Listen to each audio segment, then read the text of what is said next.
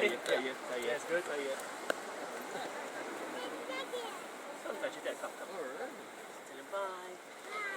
Go to your mommy and daddy. Stay safe.